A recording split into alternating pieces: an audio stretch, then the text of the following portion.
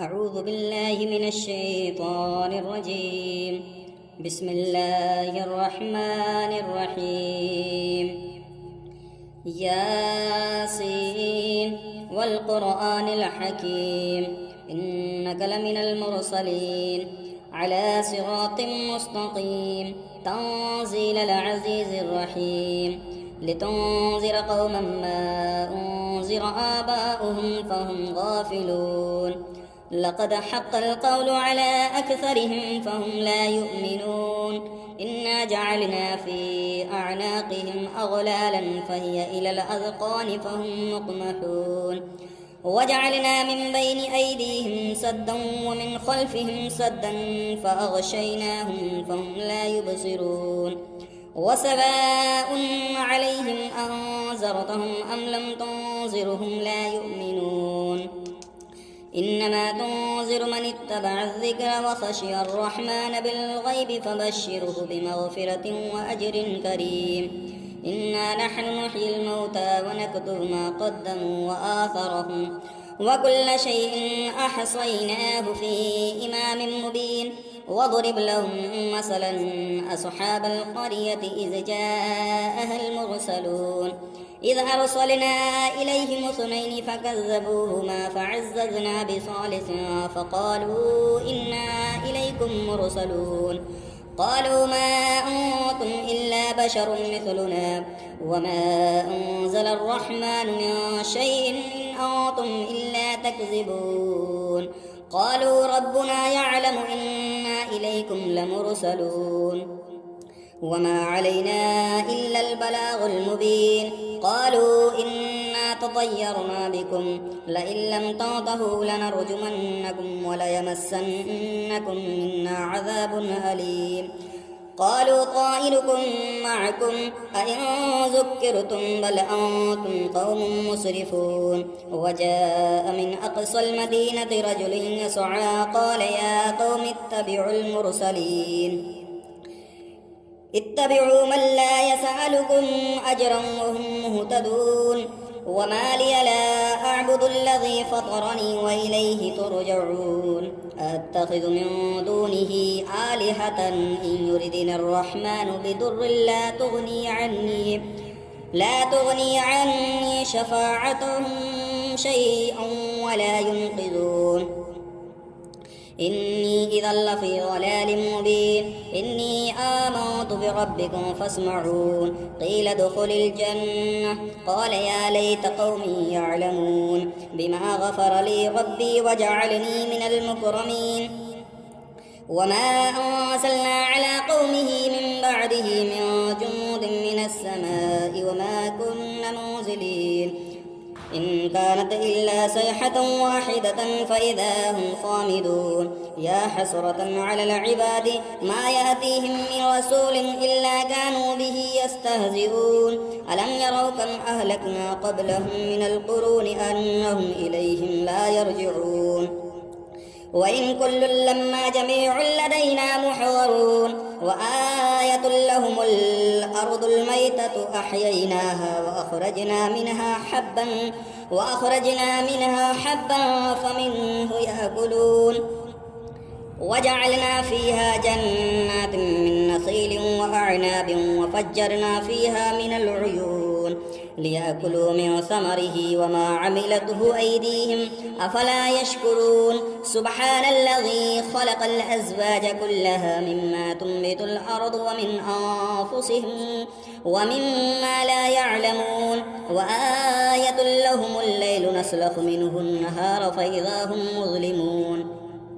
والشمس تجري لمستقر لها ذلك تقدير العزيز العليم والقمر قدرناه منازل حتى عاد كالعرجون القديم لا الشمس ينبغي لها أن تدرك القمر ولا الليل سابق النهار وكل في فلك يسبحون وآية لهم أنا حملنا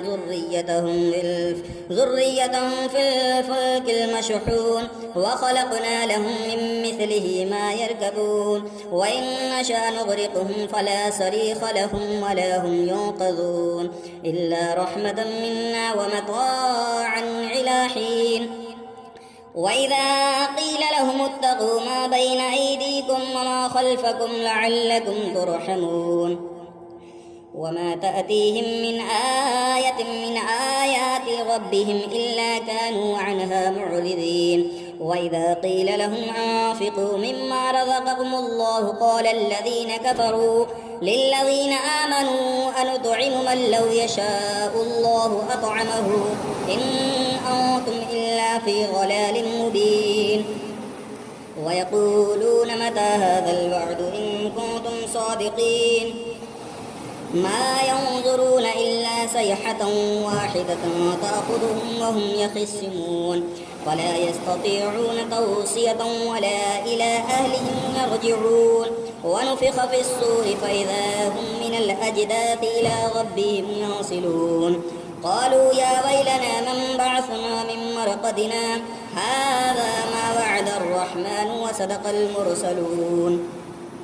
إن كانت إلا صيحة واحدة فإذا هم جميع لدينا محضرون فاليوم لا تظلم نفس شيئا ولا تجزون إلا ما كنتم تعملون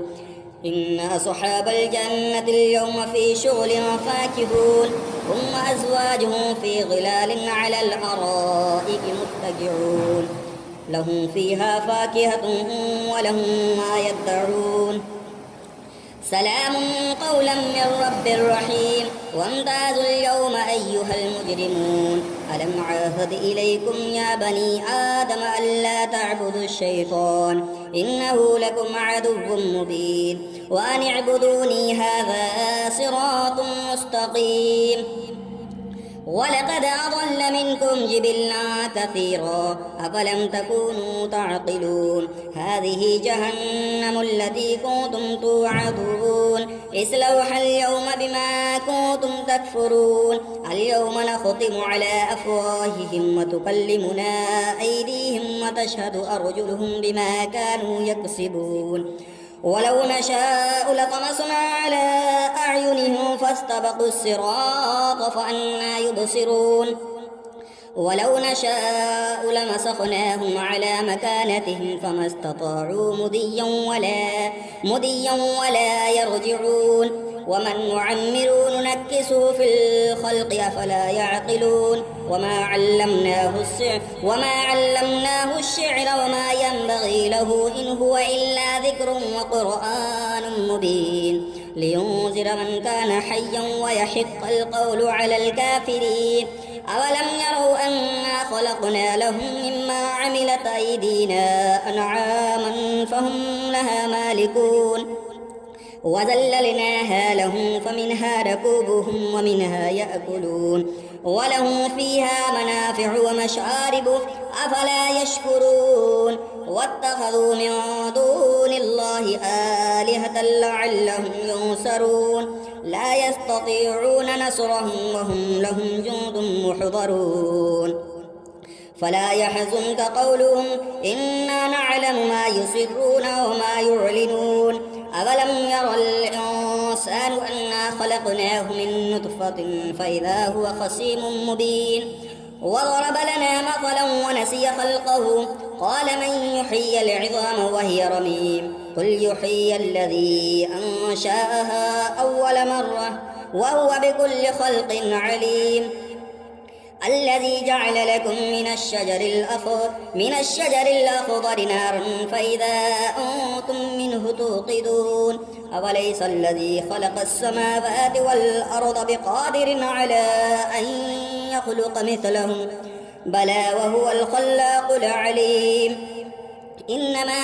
أمره إذا أراد شيئا أن يقول له كن فيكون فسبحان الذي بيده ملكوت كل شيء وإليه ترجعون أعوذ بالله من الشيطان الرجيم بسم الله الرحمن الرحيم الرحمن علم القرآن خلق الإنسان علمه البيان الشمس والقمر بحسبان والنجم والشجر يسجدان والسماء رفعها ووضع الميزان ألا تطغوا في الميزان وأقيموا الوزن بالقسط ولا تخسروا الميزان والأرض وضعها للأنام فيها فاكهة والنخل ذات الأكمام والحب ذو العصف والريحان فبأي آلاء ربكما تكذبان خلق الإنسان من صلصال كالفخار وخلق الجان من مارج من نار فبأي آلاء ربكما تكذبان رب المشرقين ورب المغربين فبأي آلاء ربكما تكذبان مرج البحرين يلتقيان بينهما برزخ لا يبغيان فبأي آلاء ربكما تكذبان يخرج منهما اللؤلؤ والمرجان فبأي آلاء ربكما تكذبان وله الجوار المنشآت في البحر كالأعلام فبأي آلاء ربكما تكذبان كل من عليها فان ويبقى وجه ربك ذو الجلال والإكرام فبأي آلاء ربكما تكذبان يسأله من في السماوات والأرض كل يوم هو في شأن فبأي آلاء ربكما تكذبان سنفرغ لكم أيها الثقلان فبأي آلاء ربكما تكذبان يا معشر الجن والإنس إن استطعتم أن تنفذوا من أقطار السماوات والأرض فانفذوا لا تنفذون إلا بسلطان فبأي آلاء ربكما تكذبان يرسل عليكما شواظ من نار ونحاس فلا تنتصران فبأي آلاء ربكما تكذبان فإذا انشقت السماء فكانت وردة كالدهان فبأي آلاء ربكما تكذبان فيومئذ لا يسأل عن ذنبه إنس ولا جان فبأي آلاء ربكما تكذبان يعرف المجرمون بسيماهم فيؤخذ بالنواسي والأقدام فبأي آلاء ربكما تكذبان هذه جهنم التي يكذب بها المجرمون يطوفون بينها وبين حميم آن فبأي آلاء ربكما تكذبان ولمن خاف مقام ربه جنتان فبأي آلاء ربكما تكذبان ذواتا أفنان فبأي آلاء ربكما تكذبان فيهما عينان تجريان فبأي آلاء ربكما تكذبان فيهما من كل فاكهة زوجان فبأي آلاء ربكما تكذبان متكئين على فرش بطائنها من استبرق وجنى الجنتين دان فبأي آلاء ربكما تكذبان فيهن قاصرات الطرف لم يطمثهن إنس قبلهم ولا جان فبأي آلاء ربكما تكذبان كأنهن الياقوت والمرجان فبأي آلاء ربكما تكذبان هل جزاء الإحسان إلا الإحسان فبأي آلاء ربكما تكذبان ومن دونهما جنتان فبأي آلاء ربكما تكذبان مدهامتان فبأي آلاء ربكما تكذبان فيهما عينان نضختان فبأي آلاء ربكما تكذبان فيهما فاكهة والنخل والرمان فبأي آلاء ربكما تكذبان فيهن خيرات حسان فبأي آلاء ربكما تكذبان حور مقصورات في الخيام فبأي آلاء ربكما تكذبان لم يطمثهن إنس قبلهم ولا جان فبأي آلاء ربكما تكذبان متكئين على صفرة خضر وعبقر حصان فبأي آلاء ربكما تكذبان تبارك اسم ربك ذي الجلال والإكرام. أعوذ بالله من الشيطان الرجيم. بسم الله الرحمن الرحيم. ياسين والقرآن الحكيم إنك لمن المرسلين على صراط مستقيم تنزيل العزيز الرحيم لتنذر قوما ما أنذر آباؤهم فهم غافلون لقد حق القول على أكثرهم فهم لا يؤمنون إنا جعلنا في أعناقهم أغلالا فهي إلى الأذقان فهم مقمحون وجعلنا من بين أيديهم سدا ومن خلفهم سدا فأغشيناهم فهم لا يبصرون وسواء عليهم أنذرتهم أم لم تنذرهم لا يؤمنون إنما تنذر من اتبع الذكر وخشي الرحمن بالغيب فبشره بمغفرة وأجر كريم إنا نحن نحيي الموتى ونكتب ما قدموا وآثرهم وكل شيء أحصيناه في إمام مبين واضرب لهم مثلا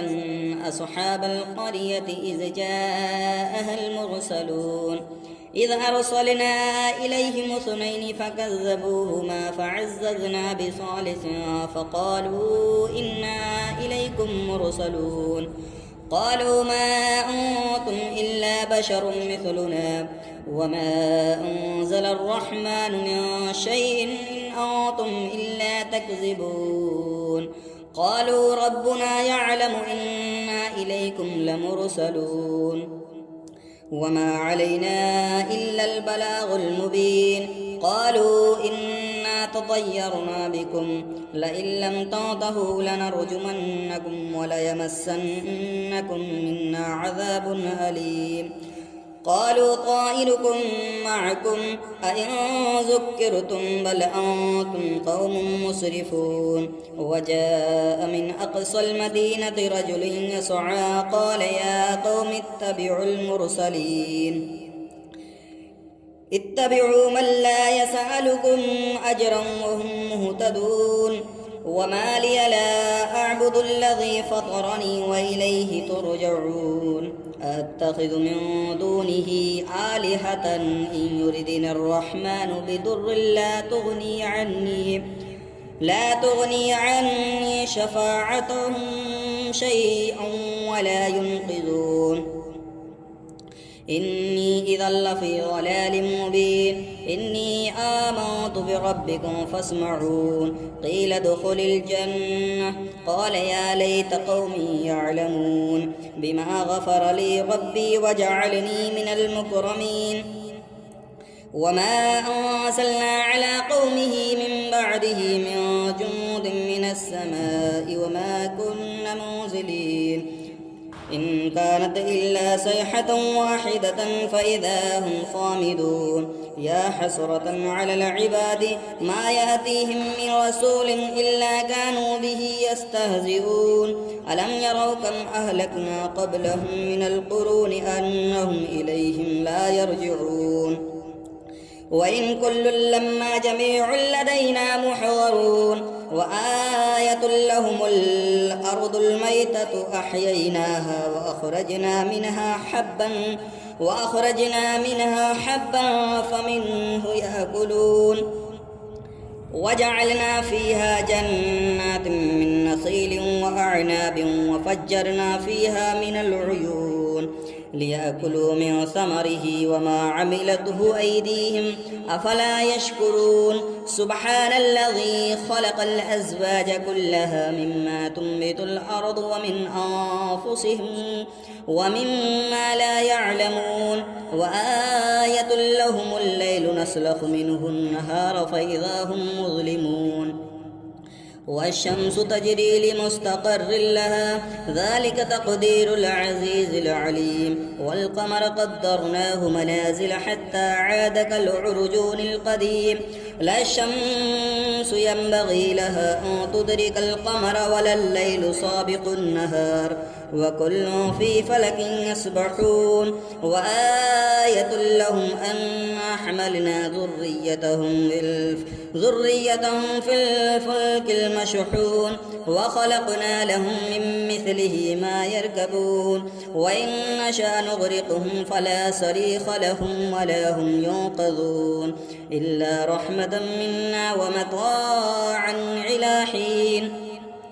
وإذا قيل لهم اتقوا ما بين أيديكم وما خلفكم لعلكم ترحمون وما تأتيهم من آية من آيات ربهم إلا كانوا عنها معرضين وإذا قيل لهم أنفقوا مما رزقكم الله قال الذين كفروا للذين آمنوا أنطعم من لو يشاء الله أطعمه إن أنتم إلا في ضلال مبين ويقولون متى هذا الوعد إن كنتم صادقين ما ينظرون إلا صيحة واحدة تأخذهم وهم يخصمون ولا يستطيعون توصية ولا إلى أهلهم يرجعون ونفخ في الصور فإذا هم من الأجداث إلى ربهم ينصلون قالوا يا ويلنا من بعثنا من مرقدنا هذا ما وعد الرحمن وصدق المرسلون إن كانت إلا صيحة واحدة فإذا هم جميع لدينا محضرون فاليوم لا تظلم نفس شيئا ولا تجزون إلا ما كنتم تعملون إن أصحاب الجنة اليوم في شغل فاكهون هم وأزواجهم في ظلال على الأرائك متكئون لهم فيها فاكهة ولهم ما يدعون سلام قولا من رب رحيم وامتازوا اليوم أيها المجرمون ألم عاهد إليكم يا بني آدم ألا تعبدوا الشيطان إنه لكم عدو مبين وأن اعبدوني هذا صراط مستقيم ولقد أضل منكم جبلا كثيرا أفلم تكونوا تعقلون هذه جهنم التي كنتم توعدون اصلوها اليوم بما كنتم تكفرون اليوم نختم على أفواههم وتكلمنا أيديهم وتشهد أرجلهم بما كانوا يكسبون ولو نشاء لطمسنا على أعينهم فاستبقوا الصراط فأنى يبصرون ولو نشاء لمسخناهم على مكانتهم فما استطاعوا مديا ولا يرجعون ومن نعمر ننكسه في الخلق أفلا يعقلون وما علمناه الشعر وما ينبغي له إن هو إلا ذكر وقرآن مبين لينذر من كان حيا ويحق القول على الكافرين أولم يروا أنا خلقنا لهم مما عملت أيدينا أنعاما فهم لها مالكون وذللناها لهم فمنها ركوبهم ومنها يأكلون ولهم فيها منافع ومشارب أفلا يشكرون واتخذوا من دون الله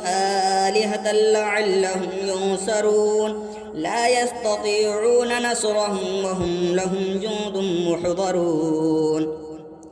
فلا يحزنك قولهم إنا نعلم ما يسرون وما يعلنون أولم ير الإنسان أنا خلقناه من نطفة فإذا هو خصيم مبين وضرب لنا مثلا ونسي خلقه قال من يحيي العظام وهي رميم قل يحيي الذي أنشأها أول مرة وهو بكل خلق عليم الذي جعل لكم من الشجر الأخضر نارا فإذا أنتم منه توقدون أوليس الذي خلق السماوات والأرض بقادر على أن يخلق مثلهم بلى وهو الخلاق العليم إنما أمره إذا أراد شيئا أن يقول له كن فيكون فسبحان الذي بيده ملكوت كل شيء وإليه ترجعون أعوذ بالله من الشيطان الرجيم بسم الله الرحمن الرحيم الرحمن علم القرآن خلق الإنسان علمه البيان الشمس والقمر بحسبان والنجم والشجر يسجدان والسماء رفعها ووضع الميزان ألا تطغوا في الميزان وأقيموا الوزن بالقسط ولا تخسروا الميزان والأرض وضعها للأنام فيها فاكهة والنخل ذات الأكمام والحب ذو العصف والريحان فبأي آلاء ربكما تكذبان خلق الإنسان من صلصال كالفخار وخلق الجان من مارج من نار فبأي آلاء ربكما تكذبان رب المشرقين ورب المغربين فبأي آلاء ربكما تكذبان مرج البحرين يلتقيان بينهما برزخ لا يبغيان فبأي آلاء ربكما تكذبان يخرج منهما اللؤلؤ والمرجان فبأي آلاء ربكما تكذبان وله الجوار المنشآت في البحر كالأعلام فبأي آلاء ربكما تكذبان كل من عليها فان ويبقى وجه ربك ذو الجلال والإكرام فبأي آلاء ربكما تكذبان يسأله من في السماوات والأرض كل يوم هو في شأن فبأي آلاء ربكما تكذبان سنفرغ لكم أيها الثقلان فبأي آلاء ربكما تكذبان يا معشر الجن والإنس إن استطعتم أن تنفذوا من أقطار السماوات والأرض فانفذوا لا تنفذون إلا بسلطان فبأي آلاء ربكما تكذبان يرسل عليكما شواظ من نار ونحاس فلا تنتصران فبأي آلاء ربكما تكذبان فإذا انشقت السماء فكانت وردة كالدهان فبأي آلاء ربكما تكذبان فيومئذ لا يسأل عن ذنبه إنس ولا جان فبأي آلاء ربكما تكذبان يعرف المجرمون بسيماهم فيؤخذ بالنواسي والأقدام فبأي آلاء ربكما تكذبان هذه جهنم التي يكذب بها المجرمون يطوفون بينها وبين حميم آن فبأي آلاء ربكما تكذبان ولمن خاف مقام ربه جنتان فبأي آلاء ربكما تكذبان ذواتا أفنان فبأي آلاء ربكما تكذبان فيهما عينان تجريان فبأي آلاء ربكما تكذبان فيهما من كل فاكهة زوجان فبأي آلاء ربكما تكذبان متكئين على فرش بطائنها من استبرق وجنى الجنتين دان فبأي آلاء ربكما تكذبان فيهن قاصرات الطرف لم يطمثهن إنس قبلهم ولا جان فبأي آلاء ربكما تكذبان كأنهن الياقوت والمرجان فبأي آلاء ربكما تكذبان هل جزاء الإحسان إلا الإحسان فبأي آلاء ربكما تكذبان ومن دونهما جنتان فبأي آلاء ربكما تكذبان مدهامتان فبأي آلاء ربكما تكذبان فيهما عينان نضختان فبأي آلاء ربكما تكذبان فيهما فاكهة والنخل والرمان فبأي آلاء ربكما تكذبان فيهن خيرات حسان فبأي آلاء ربكما تكذبان حور مقصورات في الخيام فبأي آلاء ربكما تكذبان لم يطمثهن إنس قبلهم ولا جان فبأي آلاء ربكما تكذبان متكئين على رفرف خضر وعبقر حصان فبأي آلاء ربكما تكذبان تبارك اسم ربك ذي الجلال والإكرام